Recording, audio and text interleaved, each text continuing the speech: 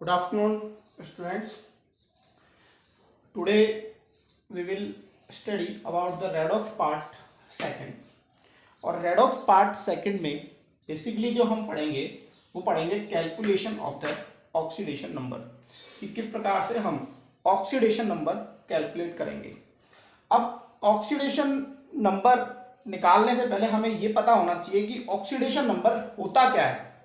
What do you mean by the oxidation number. अब oxidation का meaning ये होता है बच्चों कि किसी एलिमेंट पे, किसी एटम पे और किसी आयंस पे जो charge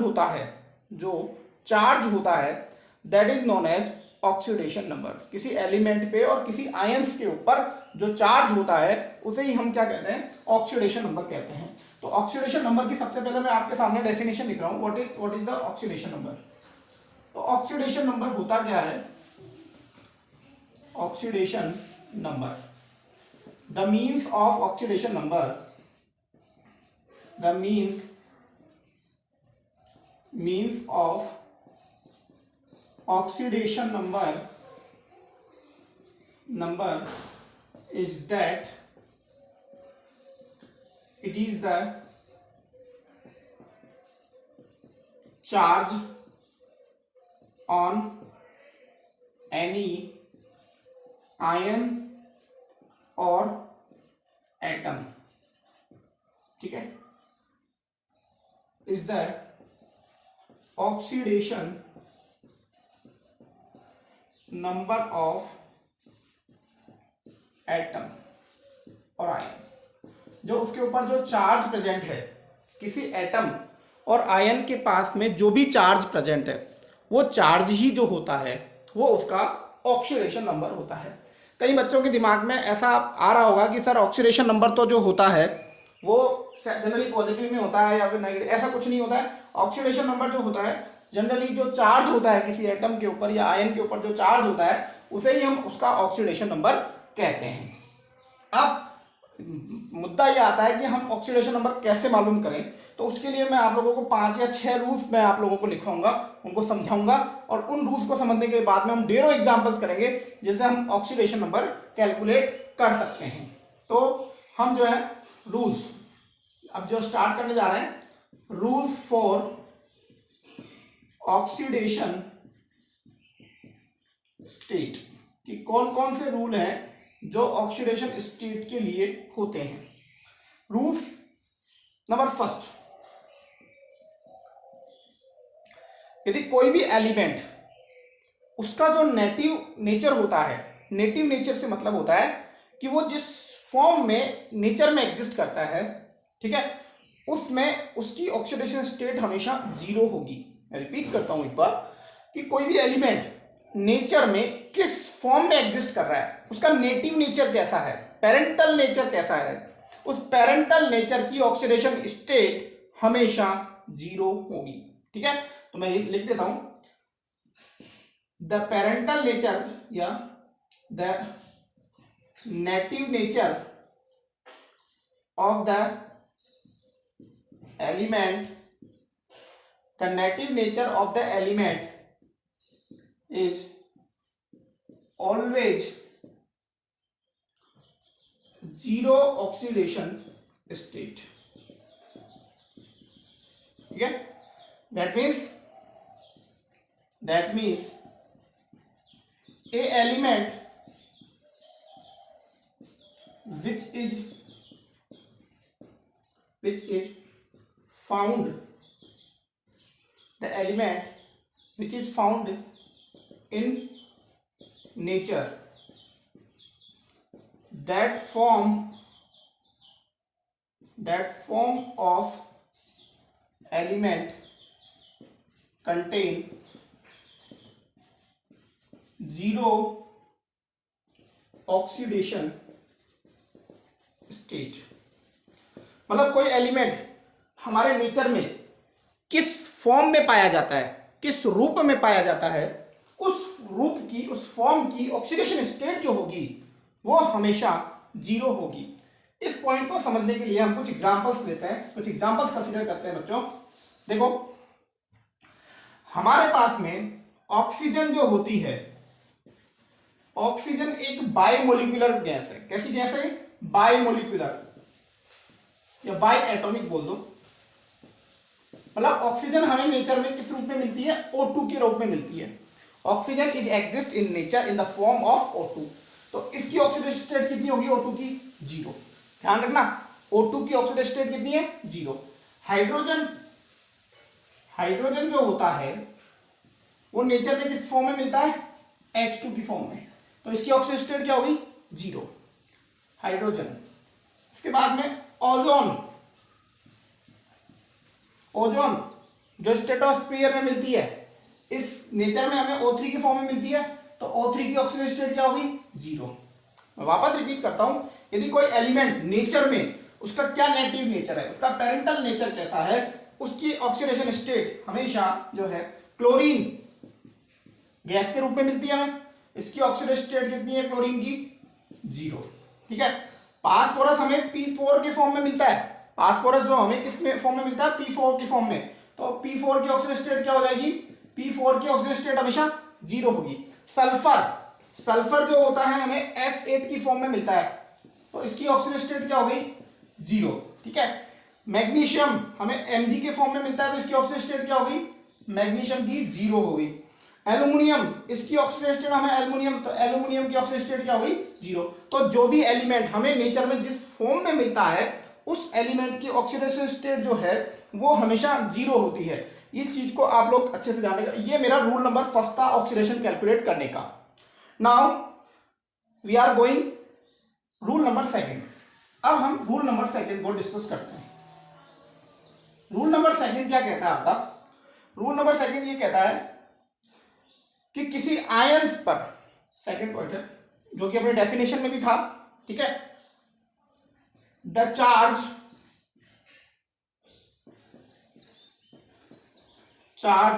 on any ion, the charge on any ion is equal to the oxidation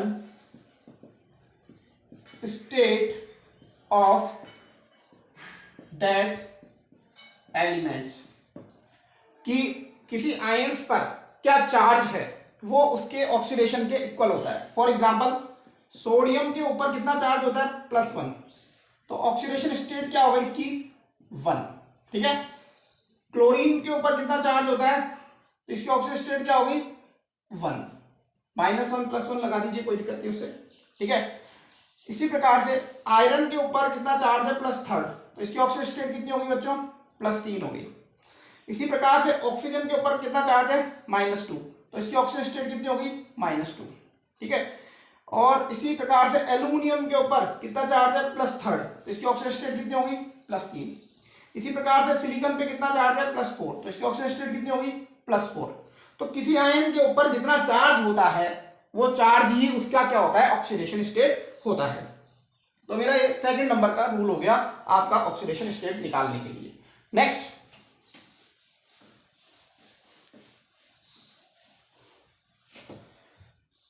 ज्यादातर ऑक्सीजन जो होती है, अभी मैं ऑक्सीजन पर डिस्कस कर रहा हूं, रूल नंबर थर्ड, क्योंकि ज्यादातर हमारे कंपाउंड जो होंगे वो ऑक्साइड्स होते हैं। और ऑक्साइड कब होते हैं? जब कोई एलिमेंट ऑक्सीजन से रिएक्शन करता है तो रिएक्शन करने के बाद में ऑक्साइड बनाता है।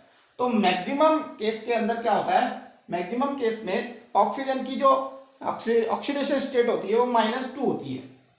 In the maximum case of oxygen, in the maximum case of the oxygen, maximum case of the oxygen, the oxidation state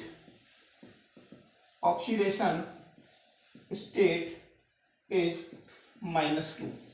ज्यादातर में ऑक्सीजन की जो है वो माइनस है, लेकिन इस -2 के अलावा कहीं जो है एक्सेप्शन मिलेंगे आपको, कुछ एक्सेप्शन मिलेंगे। तो there is some exception of -2 oxidation state of state of -2 state of oxygen. सबसे पहला एक्सेप्शन मिलता है हमें पेरोक्साइड में। पेरोक्साइड में सबसे पहला एक्सेप्शन केस क्या मिलता है कि हाइड्रोजन पेरोक्साइड जो होता है उसका फॉर्मूला होता है H2O2। क्या होता है? H2O2। यहाँ पे ऑक्सीजन का जो ऑक्सीडेशन स्टेट होता है, ठीक है, वो होता है कितना? -1। In the case of peroxide, the oxidation state of oxygen is -1। ठीक है, in the case of peroxide the oxidation state of oxygen is -1। ऐसा क्यों होता है? Because there is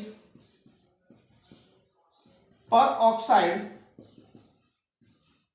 linkage is found, there is peroxide linkage is found in peroxide in the, तो इसमें क्या होता है कि पेरोक्साइड लिंकेज पाया जाता है। हाइड्रोजन पेरोक्साइड की जो स्ट्रक्चर होती है वो इस प्रकार से होती है, जब दो ऑक्सीजन आपस में सिंगल बॉन्ड से जुड़े होते हैं, when two oxygen is respectively connect to each other with single bond, then that linkage is known as peroxide linkage। peroxide linkage मैं रिपीट करता हूं एक बार, when two oxygen are connected to each other by single bond respectively, then this type of linkage is known as peroxide linkage, and it where the peroxide linkage is found the oxidation state of the oxygen is -1 always। Repeat करता हूं एक बार, जहां भी oxygen और oxygen single bond से connected होते हैं उसे हम पेरोक्साइड लिंकेज कहते हैं, और जहां कहीं भी आपको पेरोक्साइड लिंकेज पाया जाएगा वहां पे ऑक्सीजन की ऑक्सीजन स्टेट हमेशा -1 होगी। It is always true for any compound, any substance. ठीक है, तो ये थी आप लोगों को पहला एक्सेप्शन केस, आपको समझ में आ गया हो। Next, in the case of sodium peroxide, sodium peroxide, तो वही सोडियम पेरोक्साइड की कंडीशन जो हाइड्रोजन पेरोक्साइड की होती है कंडीशन वही सेम है। तो दूसरा एग्जांपल हो गया हमारे पास में सोडियम पेरोक्साइड, इसको तो हाइड्रोजन पेरोक्साइड बोलते हैं, पूरा नाम इसका हाइड्रोजन पेरोक्साइड, तो that is known as sodium peroxide. ठीक है, सोडियम पेरोक्साइड की स्ट्रक्चर और हाइड्रोजन पेरोक्साइड की स्ट्रक्चर सेम होती है, बस अंतर क्या होता है, इस प्रकार से पेरोक्साइड लिंकेज पाया जाता है। तो here the oxidation state of the oxygen is -1। धूप से चलो यहां से, the oxidation state of the oxygen is -1। तो ये सेकंड एक्सेप्शन है कि जो पेरोक्साइड ऑफ सोडियम है वहां पे जो ऑक्सीडेशन स्टेट होती है वो होती है -1। नेक्स्ट कंडीशन, नेक्स्ट एग्जांपल हमारे पास में सुपर ऑक्साइड, तीसरा एग्जांपल सुपर ऑक्साइड। देखो बच्चों, सुपर ऑक्साइड जो होते हैं वो हमारे रुबिडियम और पोटेशियम ही हमारे पीरियोडिक टेबल में जो होते हैं वो सुपर ऑक्साइड बनाते हैं, KO2, इसे बोलते हैं potassium super oxide, potassium super oxide. बहुत कम रेयरली कंपाउंड पाए जाते हैं। हियर मतलब KO2 और रुबिडियम जो ऑक्साइड होते हैं यही हमारे क्या बनाते हैं, सुपर ऑक्साइड बनाते हैं। यहां पे जो ऑक्सीजन की ऑक्सीडेशन स्टेट होती है वो -½ होती है। ठीक है, in the case of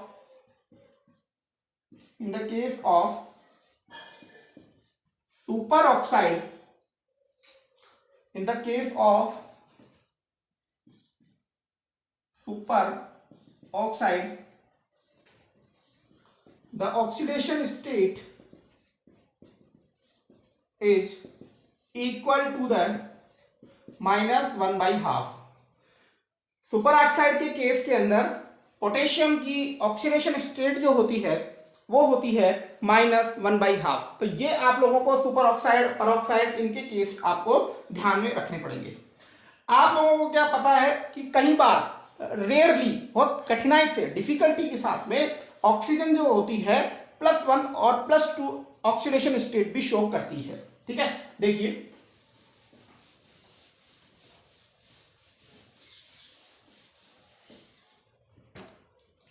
next point लिख रहा हूं मैं, rarely oxygen show +1 and +2 oxidation state. Oxidation state कि रेयरली जो ऑक्सीजन होती है वो +1 या +2 भी ऑक्सीडेशन होता है। देखो बच्चों, मैं आप लोगों को एक चीज समझाना चाहता हूं कि हमारी पीरियोडिक टेबल में 3 मोस्ट इलेक्ट्रोनेगेटिव एलिमेंट कौन है? Fluorine, oxygen and nitrogen. Fluorine एक ऐसा एलिमेंट है जो इस दुनिया का, इस पीरियोडिक टेबल का सबसे ज्यादा इलेक्ट्रोनेगेटिव एलिमेंट है, और उसके बाद में दूसरा नंबर जो आता है वो ऑक्सीजन का है, और तीसरा नंबर जो है नाइट्रोजन का आता है। तो आप ये कह सकते हो कि ताकत के मामले में, इलेक्ट्रॉन को अपनी ओर खींचने के मामले में नाइट्रोजन का बाप जो होता है वो ऑक्सीजन है, और ऑक्सीजन का बाप जो है वो फ्लोरीन है। मेरी बात समझ में आ रही है आप लोगों को कि यहां यदि हम इनकी इलेक्ट्रोनेगेटिविटी को कंपेयर करें तो इलेक्ट्रोनेगेटिविटी के मामले में सबसे ज्यादा जो ताकतवर है वो कौन है? वो फ्लोरीन है। इससे ऊपर कोई इनका बाप ही नहीं है। और सबसे जो दूसरे नंबर का कौन है? ऑक्सीजन। कि जब ऑक्सीजन सभी के औरों के साथ कंपाउंड बनाएगा तो हमेशा माइनस ऑक्सीडेशन स्टेट शो करेगा, कोई डाउट नहीं। लेकिन जब ये फ्लोरीन के कांटेक्ट में आएगा तब इसे झुकना पड़ेगा, ढोक देनी पड़ेगी इसको फ्लोरीन को 10 बार। क्यों? क्योंकि फ्लोरीन की इलेक्ट्रोनेगेटिविटी जो है ऑक्सीजन से ज्यादा है। तो when fluorine react with oxygen then it form +1 oxidation state. ठीक है, तो तब हम लिख सकते हैं कि when oxygen reacts with fluorine atom, when oxygen reacts with fluorine atom then it show +1 and +2 oxidation state. ये +1 और +2 ऑक्सीडेशन स्टेट शो करता है। क्यों करता है? इसका भी रीजन लिख देते हैं। Because fluorine is highly electro negative element. ठीक है, and higher and contain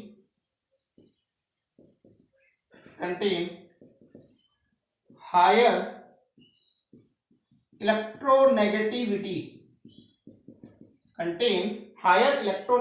than oxygen. तो ये रीजन है कि जब ये फ्लोरीन के कांटेक्ट में आता है तो इसको इलेक्ट्रॉन देने पड़ जाते हैं, अदरवाइज तो ऑक्सीजन लेती है, लेकिन फ्लोरीन इससे ज्यादा इलेक्ट्रोनेगेटिव होने की वजह से ये +1। अब कौन कौन से ऐसे 2 एग्जाम्पल होंगे हमारे जिनमें किसी में +1 और किसी में +2 इलेक्ट्रोनेगेटिविटी शो करेगा?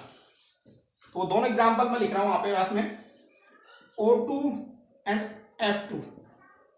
ठीक है, और दूसरा हमारा एग्जाम्पल है OF2। ठीक है, तो यहां पे आप देखोगे कि OF2 में, O2F2 में यहाँ की इलेक्ट्रॉन ये +1 2 है, और यहाँ पे जो है +1 है।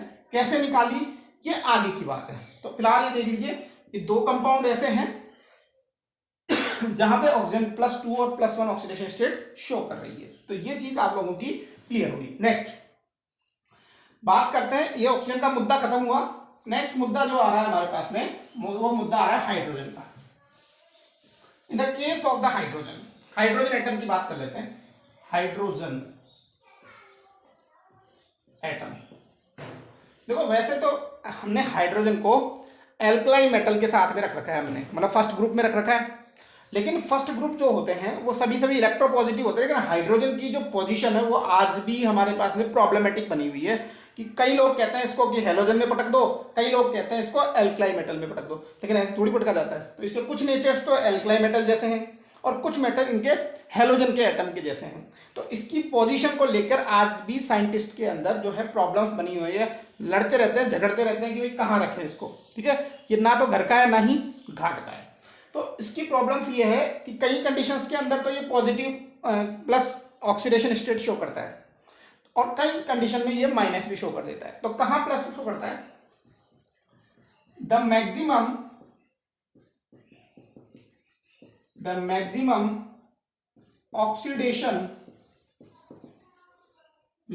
Oxidation state of hydrogen atom is always +1। कि मैक्सिमम केस में इन द मैक्सिमम केसेस देख लो, the maximum cases oxidation state of hydrogen is +1, ठीक है। But when hydrogen atom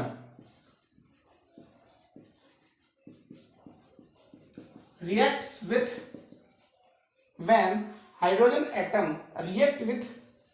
alkali metal, then its oxidation state become -1। जब other element के साथ में रिएक्शन करेगा तो हमेशा +1 ऑक्सीडेशन स्टेट शो करेगा। एल्कलाई और एल्कलाई अर्थ मेटल लिख लीजिए, alkali metal and alkali earth metal, कि जब ये एल्कलाई और एल्कलाई अर्थ मेटल या कुछ मेटल्स के साथ में रिएक्शन करेगा तो उस केस में ये क्या बनाएगा? -1 ऑक्सीडेशन स्टेट से रहेगा। तो देखो, तो यहां पे हम हाइड्रोजन के ऑक्सीडेशन स्टेट को दो भागों में बांट सकते हैं। The oxidation state of the hydrogen is divided in 2 parts. The oxidation state of hydrogen divided by 2 parts। कौन कौन से हैं? +1 और दूसरा है -1। when it reacts with non-metal, then its oxidation state is +1। तब इसकी ऑक्सीडेशन स्टेट क्या होती है? +1। And when it reacts with metal, then its oxidation state is -1, ठीक है। तो जैसे एग्जांपल देखें, H2S हाइड्रोजन सल्फाइड गैस होती है। तो हाइड्रोजन गैस सल्फाइड में ये पी ब्लॉक के एलिमेंट से रिएक्शन कर रही है, तो यहाँ पे हाइड्रोजन की ऑक्सीडेशन स्टेट कितनी होगी? +1। H2O में +1, क्योंकि ये सब पी ब्लॉक के एलिमेंट है, नॉन मेटल के साथ रिएक्शन करेगा हाइड्रोजन, तो हमेशा क्या बनाएगा? HF, HCl, HBr, HI, इनमें सब में ऑक्सीडेशन स्टेट क्या है? सभी में +1 ऑक्सीडेशन स्टेट है। लेकिन इधर देखो, मेटल के साथ reaction, calcium hydride NaH BeH2, ठीक है। तो ये सभी मेटल के साथ रिएक्शन कर रहा है, एल्कलाई मेटल, तो इनकी ऑक्सीडेशन स्टेट क्या हो जाएगी? -1। तो हाइड्रोजन का भी एक ड्यूअल नेचर है कि ये कभी +1 रहता है, और इसका मैं एक आपको छोटी सी ट्रिक बताना चाहूंगा, मोस्ट प्रोबेबली सही होगा। वो कैसे ट्रिक है? मैं +1 -1 का कैसे लगाएंगे? किसी को मेटल नॉन मेटल की इन्फॉर्मेशन नहीं हो, किसी ने 10th क्लास में मेटल नॉन मेटल वाला चैप्टर नहीं पढ़ा हो, यहाँ तो पढ़ोगे 11th में तो, लेकिन मान लो सपोज करो नहीं पढ़ा, तो उसके लिए मेरे पास ट्रिक है, उस बच्चे के लिए मेरे पास ट्रिक है, पर्टिकुलर उस बच्चे के लिए ट्रिक है मेरे पास। देखो क्या ट्रिक है मेरे पास। वो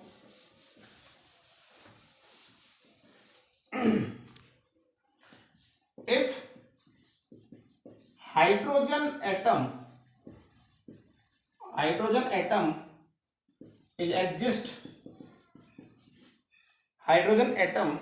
exist at the left side of the compound, then its oxidation state is always +1। and if hydrogen atom is exist at right side of molecule, right side of compound,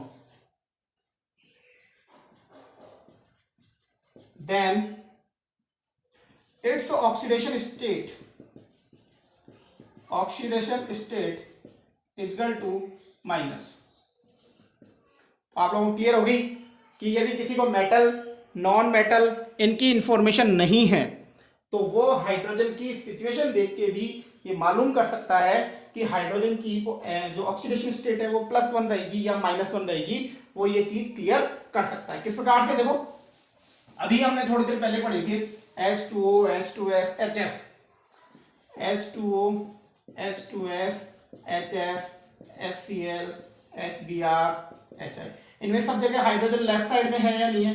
सभी में left side में है, तो सभी की oxidation +1 +1 +1 +1 +1 and +1, ठीक है। लेकिन यहां देखो BeH2 CaH NaH RbH यहाँ पे राइट साइड में प्रेजेंट है, ये -1। मैं समझ रहा हूं, जो मैं समझाना चाहता हूं वो आप समझ गए होंगे, ठीक है। तो ये हमारा कौन सा रूल हो गया? रूल नंबर 3 हमारा कंप्लीट हो गया हाइड्रोजन के बाद में, ठीक है। Next point, oxidation state of the halogen. Oxidation state of halogen, ठीक है। ऑक्सीडेशन स्टेट ऑफ हैलोजन की, हैलोजन की ऑक्सीडेशन स्टेट क्या होती है? देखो हैलोजन के बारे में मैं कुछ लिख देता हूं। Fluorine is always show -1 oxidation state. मुद्दा समझ में आ गया कि फ्लोरीन कभी भी +1 नहीं आएगा। इस संसार में, इस ब्रह्मांड में कोई भी ऐसा कंपाउंड नहीं बना है तक जिसमें फ्लोरीन की ऑक्सीडेशन स्टेट प्लस हो, और यदि किसी के पास में ऐसा कोई कंपाउंड है तो उसे निश्चित रूप से नोबेल पुरस्कार मिल जाएगा। लेकिन ऐसा कोई कंपाउंड हमारे इस दुनिया में प्रेजेंट नहीं है जहां फ्लोरीन +1 ऑक्सीडेशन स्टेट शो करे। मेरी बात समझ में आ रही होंगी आपको, ठीक है। इसके बाद में हम बात करते हैं क्लोरीन की। क्लोरीन की the famous oxidation state, famous oxidation state is -1। सबसे ज्यादा क्लोरीन जो है -1 शो करता है, बट इसका कोई बाप आ जाएगा, मतलब इससे ज्यादा इलेक्ट्रोनेगेटिव एलिमेंट आ जाएगा तो फ्लोरीन जो है +1 और +3 ऑक्सीडेशन स्टेट भी शो कर सकता है, ठीक है। Bromine famous oxidation state, famous oxidation state is -1। सभी हैलोजन -1 शो करते हैं तो कोई बड़ी बात नहीं है, बट जब इसका कोई बाप आएगा, मतलब इससे ज्यादा कोई इलेक्ट्रोनेगेटिव आएगा, इस कंडीशन में ये +1 +3 और +5 ऑक्सीडेशन स्टेट शो कर सकते हैं, ठीक है। नाउ हाइड्रोजन, हाइड्रोजन की कंडीशन क्या है? देखिए हाइड्रोजन जो होता है, सॉरी हाइड्रोजन नहीं, आयोडीन, आयोडीन की जो फेमस ऑक्सीडेशन स्टेट होती है, फेमस ऑक्सीडेशन स्टेट, वो होती है आपकी -1। But in the case of, जब इसका कोई मोर इलेक्ट्रोनेगेटिव एलिमेंट आएगा तो आयोडीन जो है रेयरली +1 +3 +5 एंड +7 ऑक्सीडेशन भी आपके शो कर सकती है, ठीक है। तो ये हमारे पास में जो है कुछ एग्जांपल्स हैं 5। और छठा है oxidation state of poly atomic compounds, ठीक है। ऑक्सीडेशन स्टेट ऑफ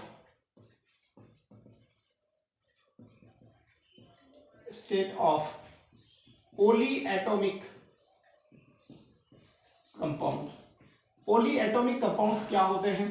पहली बात तो ऐसे कंपाउंड्स जिनका फॉर्मेशन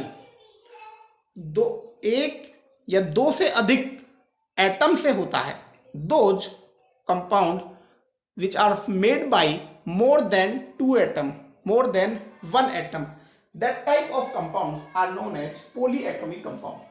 अब polyatomic compounds के एग्जांपल्स आप लोगों को, ये जितने भी एग्जाम मैंने बताए हैं 6 रूल, ये आपको ऑक्सीडेशन स्टेट को कैलकुलेट करने के लिए कंपल्सरी आपको याद होने चाहिए, तभी आप ऑक्सीडेशन स्टेट कैलकुलेट कर सकते हो। ठीक है, इधर देखिए हमारे पास में पहला पोलोएटॉमिक कंपाउंड है कार्बोनेट। इसको पोली एटॉमिक क्यों बोला? क्योंकि ये दो प्रकार के एटम से मिला बना है, एक यहाँ पे कार्बन है और दूसरा हमारे पास में यहाँ पे ऑक्सीजन है। तो यहाँ पे दो एटम है और दो एटम होने की वजह से यहाँ पे इसको हम पोली एटॉमिक कंपाउंड कहेंगे। तो इसकी ऑक्सीडेशन स्टेट कितनी है? यहाँ इसकी ऑक्सीडेशन स्टेट जो है वो है -2 है। ठीक है, यहाँ पे इसकी ऑक्सीडेशन स्टेट क्या है? -2 है। इसी प्रकार से सल्फेट को देखिए SO4 -2, तो पोलो एटॉमिक है, इसकी ऑक्सीडेशन स्टेट कितनी है? -2। ये आपको याद होने चाहिए। दूसरा है Cn-, अच्छा इसका नाम भी लिख लीजिए, इसको हम बोलते हैं कार्बोनेट।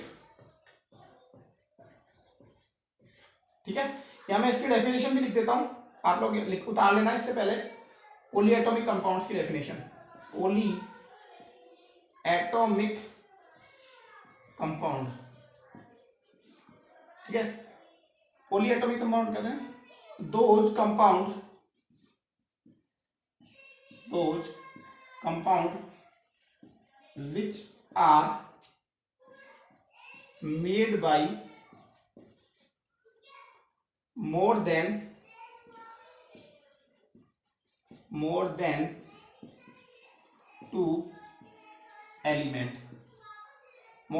two element, ठीक है,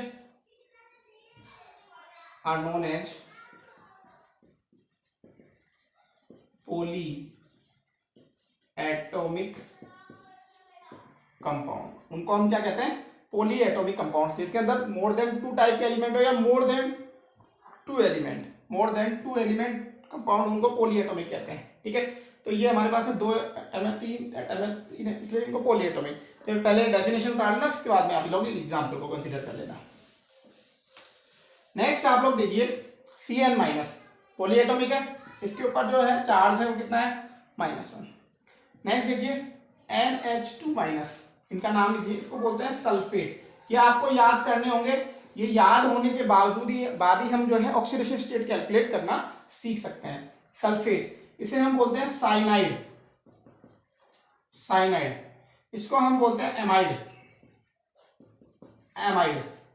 फिर उसके बाद में हमारे पास में आता है NH-2, इसको हम बोलते हैं इमाइड। इसके ऊपर कितना चार्ज है? -1, इसका ऑक्सीडेशन स्टेट कितना है? -2। और इसके बाद में हमारे पास में होता है एजाइड, इसको हम बोलते हैं N-3, इसके ऊपर कितना चार्ज है? ऑक्सीडेशन स्टेट कितना है इसका? -3। सभी पोली एटॉमिक कंपाउंड है ये।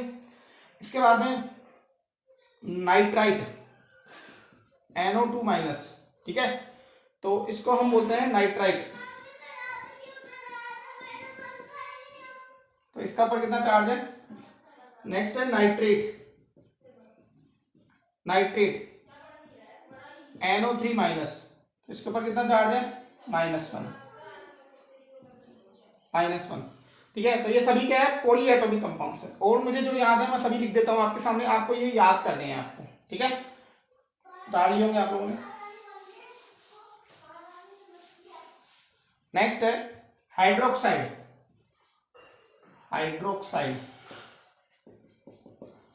ठीक है, हाइड्रोक्साइड में हमारे पास में चार्ज कितना होता है? OH-। ठीक है, नेक्स्ट हाइड्रोक्साइड के बाद में आपके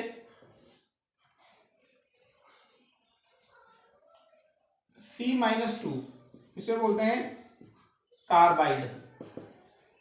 क्या बोलते हैं इसको? कार्बोनाइड। हाइड्रोक्साइड हो गए सल्फाइड, S-2, इसको हम बोलते हैं सल्फाइड। तो अब मैं कुछ ये तो पोली एटॉमिक है हमारे पास में, अब कुछ मोनो एटॉमिक हैं, उनके मैं चार्ज यहाँ लिख देता हूँ, तो आप लोगों को ऑक्सीडेशन स्टेट निकालने में जो है हेल्प मिलेगी। ठीक है, तो ये आप लोग उतार लिए होंगे। अब मोनो एटॉमिक देख लीजिए अपना में।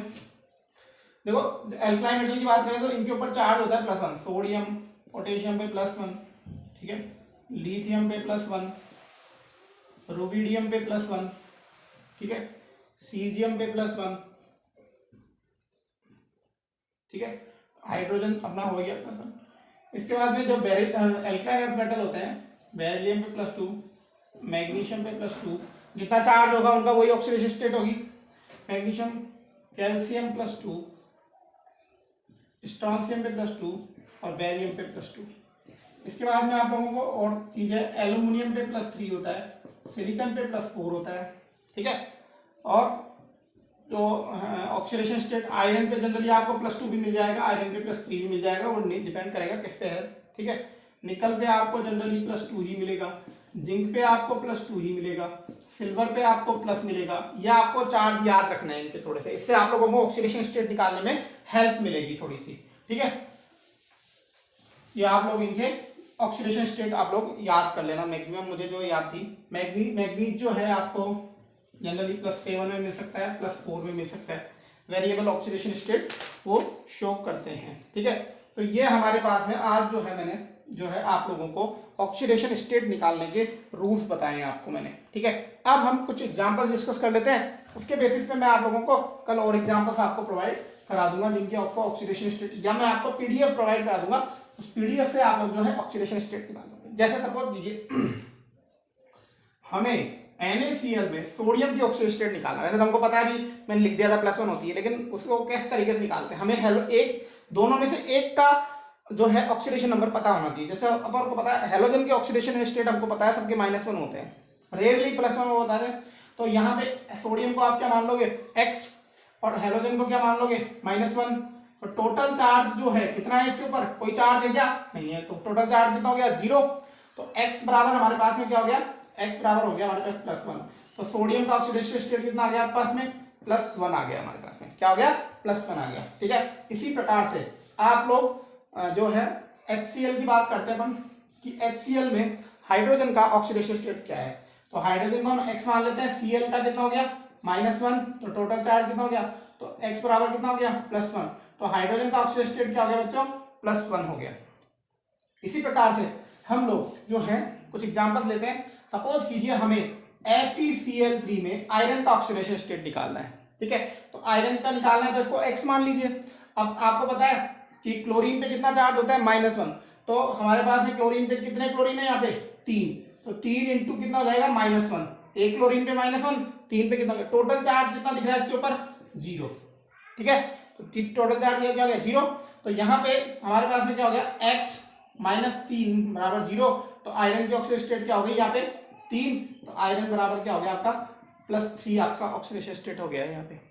इसी प्रकार से तो देखो ये जब आयरन +3 में होता है, हायर ऑक्सीडेशन स्टेट होती है, तब उसे हम क्या बोलते हैं, इक बोलते हैं, और लोअर ऑक्सीडेशन स्टेट बोलते हैं तो उसको, तो ये आयरन +3 में है तो इसको हम बोलेंगे फेरिक, क्या बोलेंगे बच्चों फेरिक बोलेंगे। और इसी प्रकार से यदि मुझे FeCl2 में आयरन की ऑक्सीडेशन स्टेट निकालनी है तो मैं क्या करूंगा, आयरन की ऑक्सीडेशन स्टेट निकालने के लिए इसको x मान लूंगा, यहाँ पे प्लस कर दूंगा, 2 क्लोरीन है और 1 क्लोरीन पे -1 चार्ज होता है, बराबर टोटल चार्ज कितना है इसके ऊपर, कोई चार्ज नहीं है, 0 है। तो ये क्या आ जाएगा x -2 बराबर 0, तो x बराबर कितना हो गया +2। तो आयरन की ऑक्सीडेशन स्टेट क्या होती है +2।